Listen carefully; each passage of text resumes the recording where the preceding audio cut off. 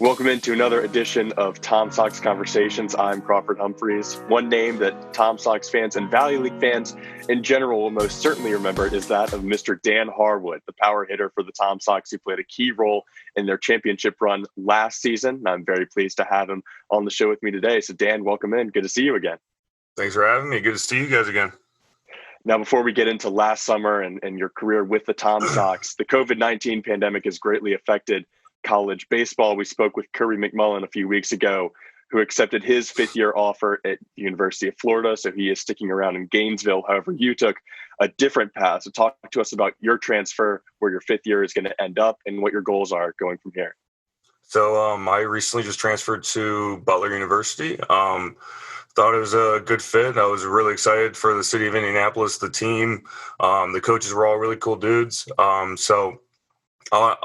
Going from, Worcester for 4 years, basically, D3 life, to going to a D1 school now, it's going to be, different, more challenging. But I think the summer at Charlottesville really helped me see more D1 arms, D1 talent to prepare myself for Butler. So hopefully I can step into that role and just, hit the ground running. Yeah, good point there. Kind of brings me into my next question. Talk to me about improvements you saw during your time with the Sox and how that prepared you for this big jump from D3 to D1 baseball.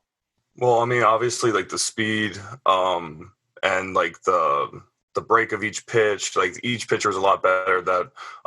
Each pitcher was a lot better I've seen in the summer than I guess during my season. So it was a big step up. But I think the biggest thing was just playing baseball every day in Charlottesville. Like you'd struggle one day and then you could do really well the next day. So it's like a very just like long process of just, having fun each day. It's like you don't get too stressed out about one at bat or 2 days in a row of you just struggling. Like, don't worry about it. Just keep having fun. So all the guys on the team, we all had fun. Like we all were just, messing around out there, and it was a good time. And we won games and we did better, honestly, when you had more fun. So that was like one big takeaway I had, which I'll bring to Butler with me, hopefully. So.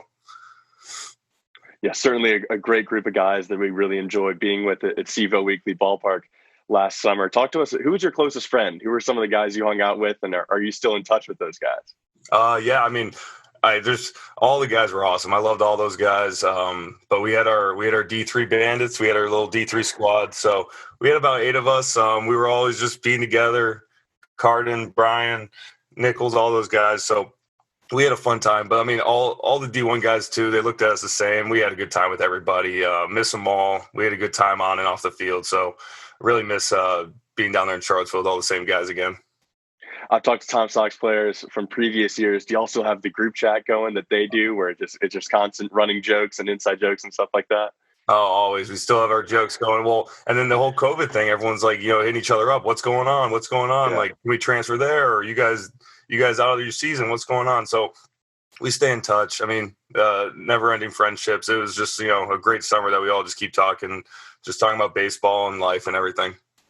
Now, one thing that the Sox offer, actually many things the Sox offer that's very unique to their summer league organization: internships, host families, stuff like that. Plenty of opportunities off the field as well as on the field.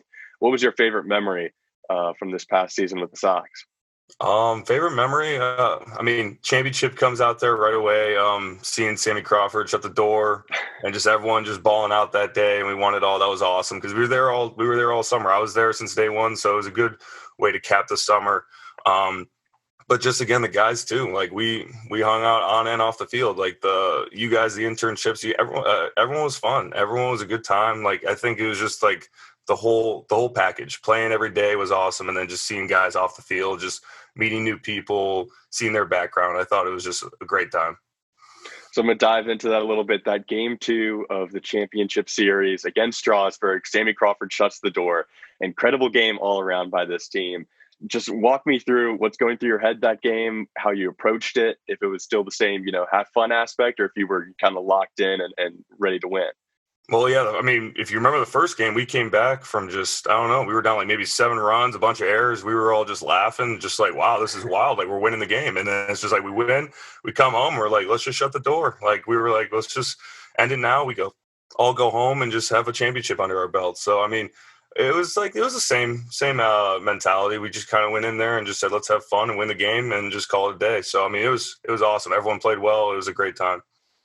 rushing the mound, tackling Sam Crawford, and getting to hold the Jim Lineweaver trophy after that. What did that moment mean for you after grinding the whole summer in Charlottesville? I just felt accomplished, everything, like the mission was accomplished. We came here to get our work in. We all had our own individual work we need to do, but at the end of the day, we all came together as a team and won the championship at the end of the day. And it was awesome. It was a great feeling, tackling Sam, especially. It was an awesome time. So one thing that's so important to the Seville Tom Sox organization in particular is the fans. I know that you have experienced how great the fans are, how supportive they are, coming out for every game in that summer heat in Charlottesville, even if it's the 3:00 Sunday game in the 95-degree weather, sitting right under the sun. Do you have a message for the fans that are missing out on baseball this summer?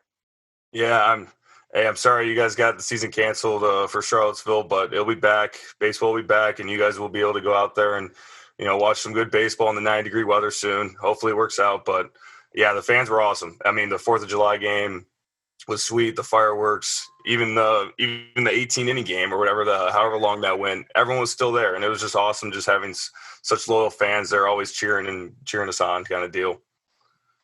Well, Dan, that's all I got in terms of questions. Do you have anything you want to add about your time in Charlottesville?